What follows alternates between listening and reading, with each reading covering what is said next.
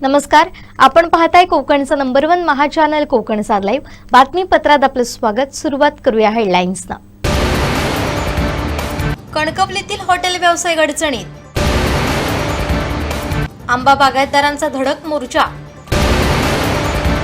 आणि सत्ताधाऱ्यांचा प्रशासनावर अंकुश नाही, संजू परबांचा इशारा। आता पाहूया सविस्तर बातम्या।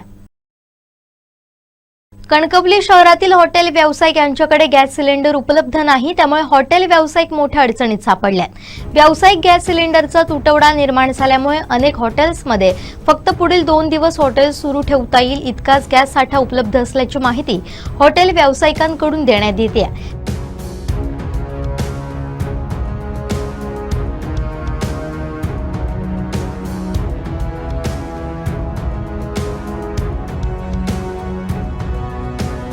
गॅसचा नियमित पुरवठा होत नसल्यामुळे हॉटेल चालकांमध्ये चिंतेचं वातावरण आहे। लवकरात लवकर गॅसचा पुरवठा सुरळीत न झाल्यास हॉटेल बंद ठेवण्याची वेळ येण्याची शक्यता व्यक्त केली जाते।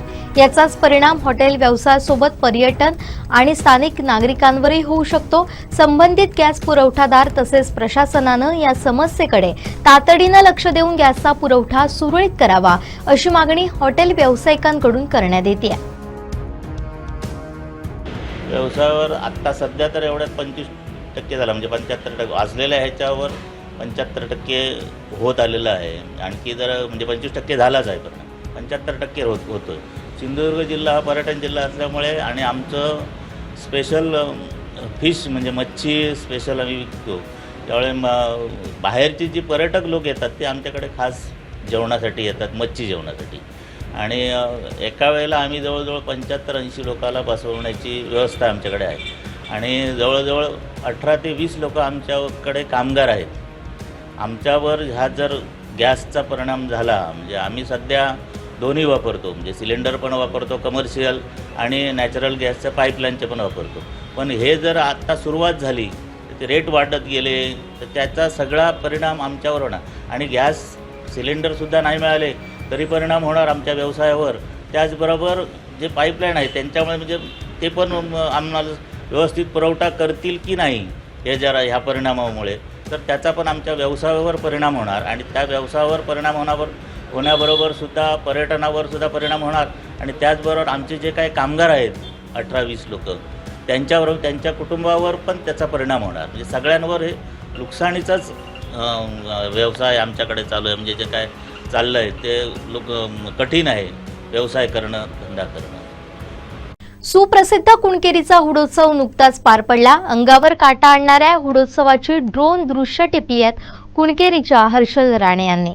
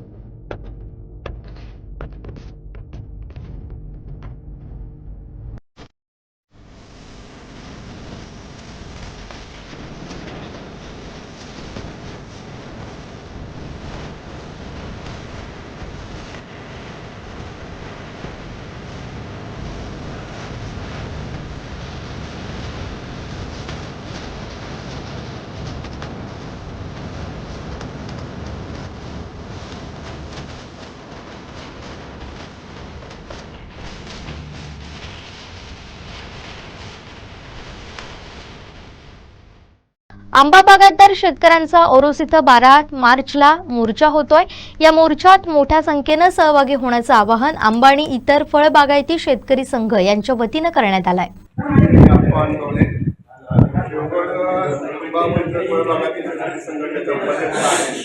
आता उद्या 12 मार्चला जो शेतकऱ्यांचा आक्रोश मोर्चा होणार आहे त्या मोर्चामध्ये सर्व शेतकऱ्यांनी जास्तीत जास्त संख्येने सहभाग घेऊन संविधानिक मार्गाने मोर्चा यशस्वी करण्यासाठी प्रयत्न करावे असं मी सर्व शेतकरी बांधवांना आवाहन केलेलं आहे। देवगड तालुक्यामध्ये अनेक गेली काही वर्ष शेतकऱ्यांना योग्य प्रकारे मार्गदर्शन होत नाही. इथं वेगवेगळ्या प्रकारच्या ज्या सुविधा आहेत त्या उपलब्ध होत नाही. त्यासाठी ह्या संघटनांचा जन्म झालेला आहे. त्याच्यामध्ये अनेक वर्षापूर्वी काही संघटना उपस्थित होत्या, नवीन संघटना उपस्थित झालेल्या आहेत आणि ह्या आमच्या संघटनेमध्ये आमचं कोणाचंही दुमत नाही आणि सगळ्यांनी आपल्याला सहकार्य करावे अशी विनंती. भविष्यात सगळ्यांनी एकत्रित काम करावे असं मी सगळ्यांना विनंती करतो. धन्यवाद. काही शेतकरी बांधवांचे काही गैरसमज गेल्या 2 दिवसात होत होते, परंतु आज आम्ही दोन्ही संघटना एकत्र बसल्यानंतर ते गैरसमज दूर झालेत. तरी हा 12 मार्चचा जो मोर्चा हा आपल्या जरी संघटना असल्या तरी हा महत्त्वाचा आपल्या शेतकऱ्यांचा मोर्चा आहे. त्यामुळे सर्व शेतकऱ्यांनी संघटना बाजूला ठेवून सर्व शेतकऱ्यांनी 12 तारीखला ओरस येथे अवश्य यावे. गर्भाशय मुखाच्या कर्करोगापासून संरक्षण मिळवण्यासाठी HPV लसीकरण अत्यंत प्रभावी आणि सुरक्षित आहे. जिल्हाधिकारी तृप्ती धोडमिसे यांनी जिल्ह्यातील पात्र वयोगटातील मुलींना त्यांच्या सुरक्षित आरोग्यासाठी HPV लसीकरण करून घेण्याचं आवाहन केलंय. नमस्कार, मी तृप्ती धोडमिसे, जिल्हाधिकारी सिंधुदुर्ग. केंद्र व राज्य शासनाच्या मार्गदर्शक सूचनांनुसार जिल्ह्यामध्ये 14 वर्षे वयोगटातील मुलींसाठी HPV लसीकरण मोहीम राबवण्यात येत आहे. आपल्याकडे महिला दिनाचे औचित्य साधून या मोहिमेचा राज्यस्तरीय शुभारंभ करण्यात आलेला आहे. त्यानुसार सिंधुदुर्ग जिल्ह्यात ही मोहीम पुढील 3 महिने राबवण्यात येणार आहे. ज्या मुलींनी वयाची 14 वर्षे पूर्ण केलेली आहेत आणि ज्यांची 15 वर्षे वयाची पूर्ण झालेली नाहीत अशा सर्व मुली यासाठी पात्र आहेत. या मोहिमेत ग्रॅडासिल 4 क्वाड्रिव्हॅलंट HPV ही लस सर्व शासकीय आरोग्य संस्थांमध्ये मोफत देण्यात येईल. सिंधुदुर्ग जिल्ह्यातील सर्व पात्र मुलींच्या पालकांनी आपल्या पाल्याचे लसीकरण करून भविष्यातील गर्भाशय मुखाच्या कर्करोगापासून त्यांना संरक्षित करावे आणि प्रशासनाला सहकार्य करावे. धन्यवाद. राज्यामधील आंबा आणि काजू बागांचं अतोनात नुकसान झालंय. या पार्श्वभूमीवर केंद्र सरकार आणि राष्ट्रीय आपत्ती व्यवस्थापन प्राधिकरणानं या संकटाला नैसर्गिक आपत्ती घोषित करण्याची मागणी स्वाभिमानी शेतकरी संघटनेचे अध्यक्ष राजू शेट्टी यांनी दिल्ली इथं राष्ट्रीय आपत्ती व्यवस्थापन प्राधिकरणाचे सदस्य कृष्ण वस्त यांच्याकडे केली आहे. गेल्या वर्षी पडलेला प्रचंड पाऊस आणि त्यानंतर पडलेली कडाक्याची थंडी यामुळं कोकणातील आंब्याची कलमं उद्ध्वस्त झाली आहेत. मोहर आला परंतु सगळा गळून गेला आणि जवळपास 5 ते 10% पीक हाताला लागलेलं आहे. 90% नुकसान झालेलं आहे.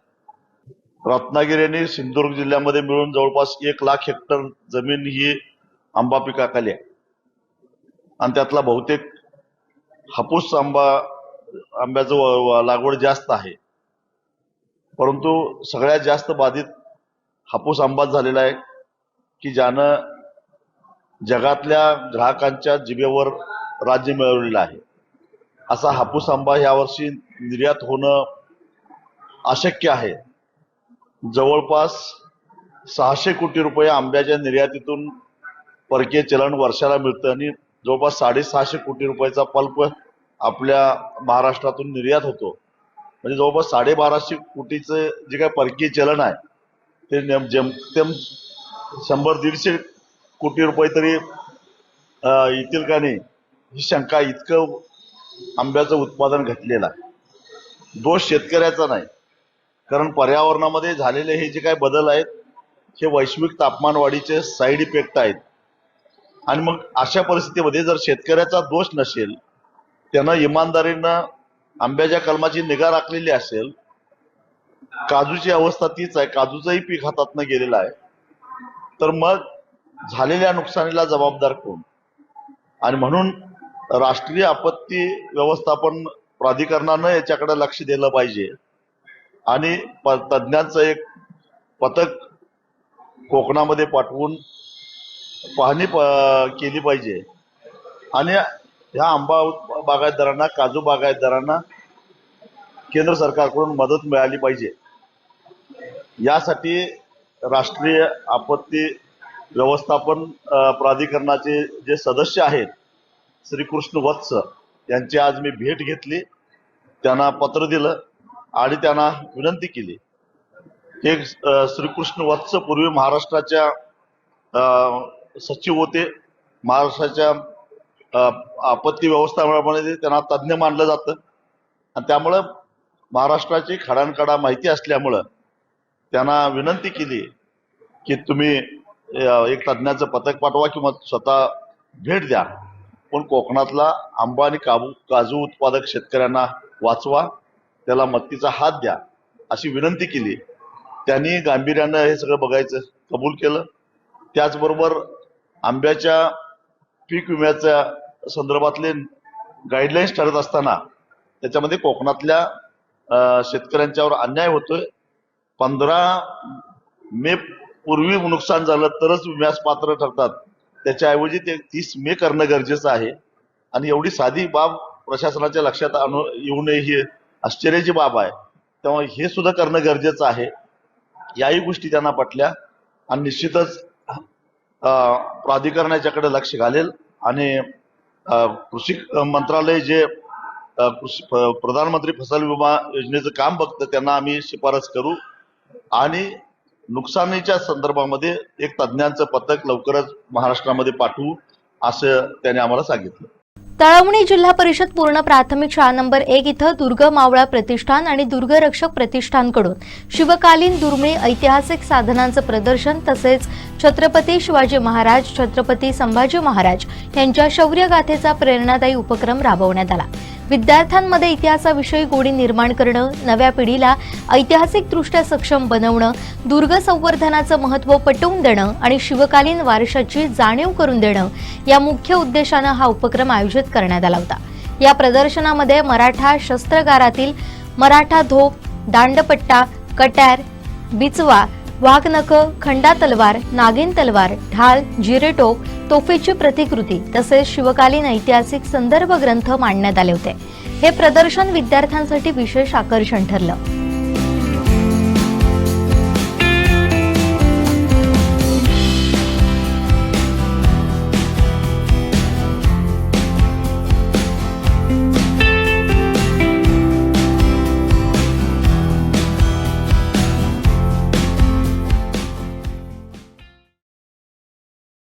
सिंधुदुर्ग, गोवा, कर्नाटक भागात प्रसिद्ध असलेल्या दोडामार्ग झुळंबे येथील शिमगोत्सवातील न्हावण उत्सव मोठ्या उत्साहात पार पाडला जातो.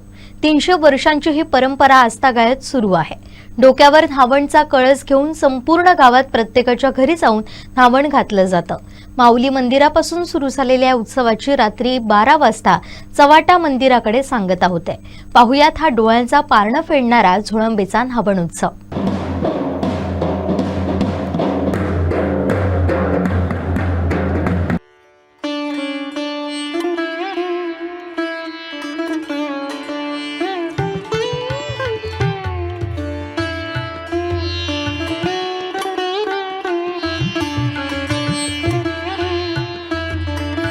कोकण आणि कोकणातील शिमगोत्सव म्हणजे एक आतुरता असते.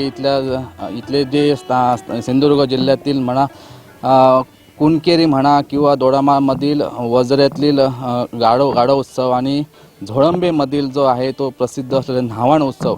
आज आपण या झोळंबे गावामध्ये आहेत आणि आज जो हा 9व्या दिवशी शिमगोत्सवातील 9वा दिवस आहे आणि या 9व्या दिवशी या ठिकाणी न्हावण हे प्रसिद्ध असते. हे आज त्याचा कार्यक्रम आहे. मोठ्या उत्साहात या ठिकाणी पार पडला जातोय.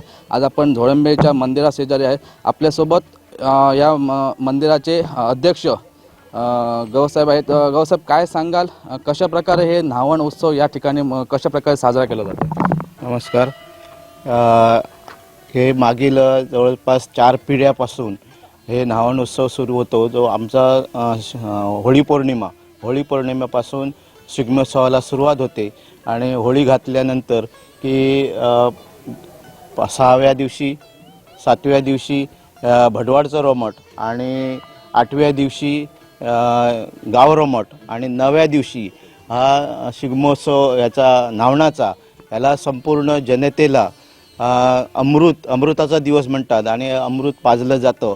हा खूप वर्षापूर्वीपासूनचा आहे. आमच्या वडिलांच्या किंवा आजोबांच्या पासून आम्ही ते बघत आलेलो आहोत की इथं आता चव्हाट्यावरून इथं देव येणार आहेत. देव आल्यानंतर इथून त्याच्यावरती एक कळस ठेवला जाईल आणि इथून तो त्याचे अवसारी पुरुष इथून संपूर्ण गावात जाईल. पहिल्यांदा तो चव्हाट्यावरती जाईल, तिथून संपूर्ण मानकऱ्यांच्या घरी जाईल. तिथून संपूर्ण जनतेला घातल्यानंतर मग जवळपास 5-6 तासामध्ये सगळ्या जनतेला अमृत पाजून तो पुन्हा चव्हाट्यावर येईल आणि जवळपास 12 वाजेपर्यंत त्याची समाप्ती होईल. अलोट या अमृतासाठी लोक दूरवरून मुंबईवरून सगळे सुट्टी वगैरे घेऊन येत असतात. प्रोग्राम आहे तो त्याच्यात एकोप्याने आम्ही हा प्रोग्राम साजरा करतो. कुणाचा तंटा भांडण, कुणाची भांडण, कुणाचं वैरित्व असं आम्ही या ठिकाणी करत नाही. त्याला फेटा वगैरे त्या जो आता अवसारी पुरुष आहे त्याला तो फेटा वगैरे बांधला जातो आणि त्या फेट्यावर इथं सर्वांच्या म्हणजे शिमदाडी आणि पंच यांच्यामार्फत ते इथं त्या अवसारी पुरुषावर ते चढवले जातात. आणि तिथं हा जो कार्यक्रम आहे तो बराच वेळ इथं कार्यक्रम होतो. आणि नंतर मग गारणं वगैरे झाल्याच्या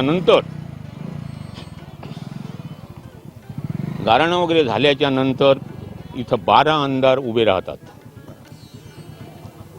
12 म्हणजे अंसारी पुरुष 12 इथं उभे राहतात आणि 12च्या मार्फत ते कळसवरती चढवला जातो. आणि सर्वांना इथं ताकीद दिली जाते, चला आता आपण गावठण करूया म्हणून.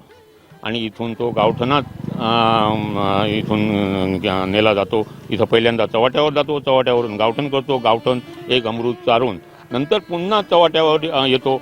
आणि आपलं जो काहीतरी जे सांगायचं असतं, काही लोकांना जे आशीर्वाद द्यायचे असतात ते आपण या जाणकार लोकांकडून माहिती जाणून घेतलेली आहे. धोळंबे गावच्या काय न्हावणाची काय ख्याती आहे आणि कशा प्रकारे अंसार हा प्रत्येकाच्या दारोदारी जाऊन हे न्हावण जे घातलं जातं हे यापुढेही आपण त्याची काही आपण शूटिंग घेणार आहेत. तुर्तास मी या ठिकाणी थांबतोय. कोकणसार लाईव्हसाठी लव परब, दोडामार्ग.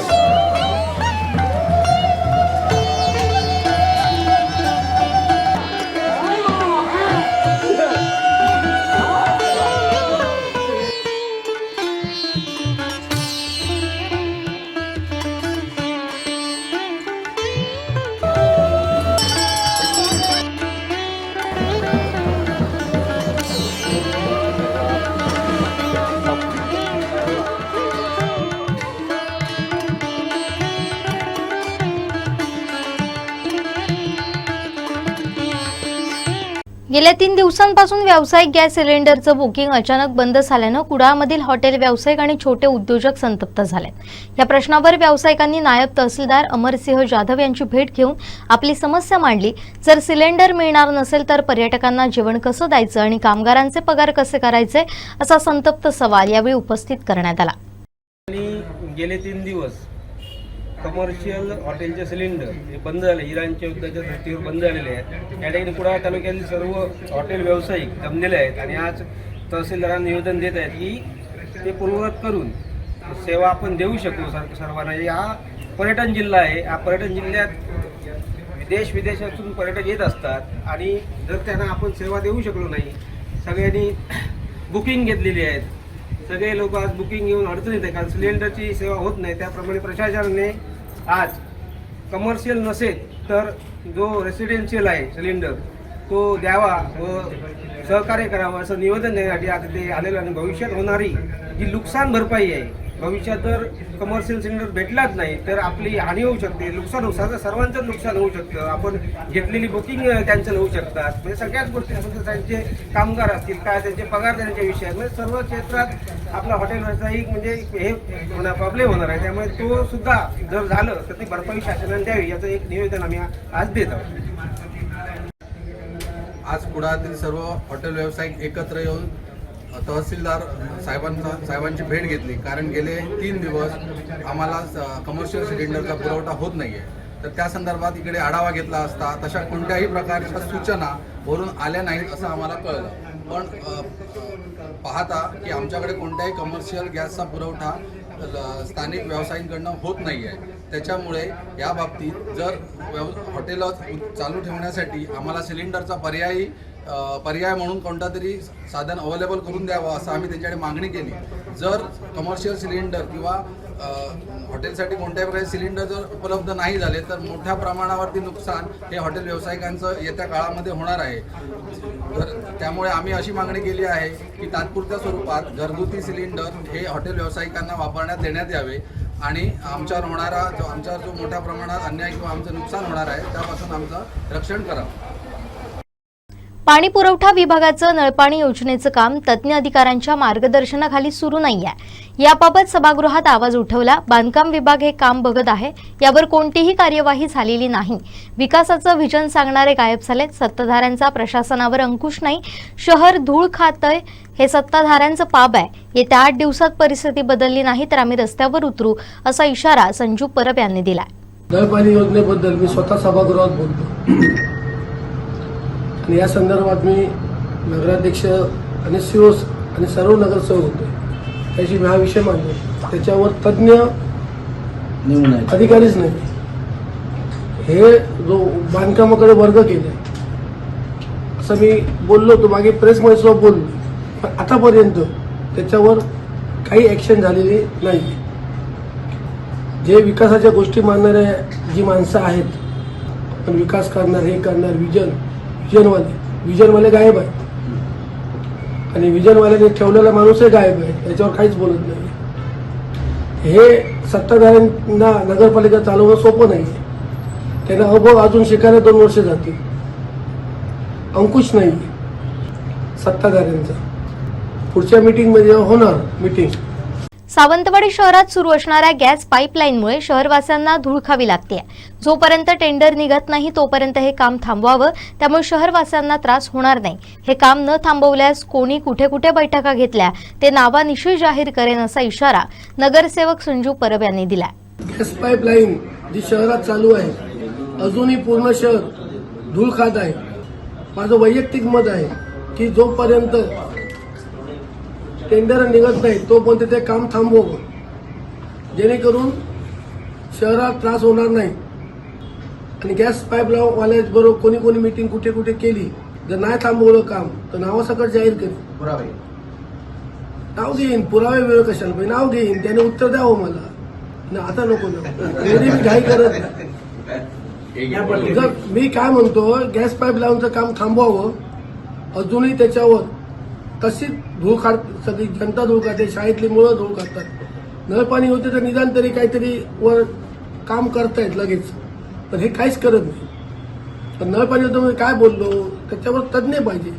नुसतं वर हे करून डांबर घालून का उपयोग नाही. ते पाणी जायला पाहिजे, त्याची लेवल बिवल तपासला तज्ज्ञ पाहिजे. तो तज्ज्ञ नाही आहे म्हणून आमचं भांडण आहे. आणि या विषयात गॅस स्लॅब पहिल्यांदा काम थांबवावं जोपर्यंत टेंडर निघत नाही तोपर्यंत. देखरेख नगरपालिका आम्ही त्याशिवाय वरलो 56 लाख रुपये खर्च करतो नगरपालिका. शिवसेनेचे फायर ब्रँड आमदार निलेश राणे यांच्या वाढदिवसानिमित्त संजू परब मित्रमंडळाकडून ट्रिक्सिनयुक्त नाट्य महोत्सवाचं आयोजन करण्यात आलंय. 15 मार्चला सायंकाळी 7 वाजता जनरल जगन्नाथराव भोसले शिव उद्यान इथं आमदार निलेश राणे यांच्या उपस्थितीत या नाट्य महोत्सवाचा शुभारंभ होणार असल्याची माहिती जिल्हाप्रमुख संजू परब यांनी दिली आहे. सन्माननीय निलेश राणे साहेब यांचा 17 मार्च रोजी वाढदिवस आहे. दरवर्षीप्रमाणे या वर्षीही सन्माननीय निलेश राणे साहेबांचा वाढदिवस आम्ही सर्व कार्यकर्त्यांनी साजरा करण्याचं ठरवलेलं आहे. यासाठी 15 मार्च, 16 मार्च आणि 17 मार्च असं 3 दिवस नाट्य महोत्सव ठेवलेला आहे.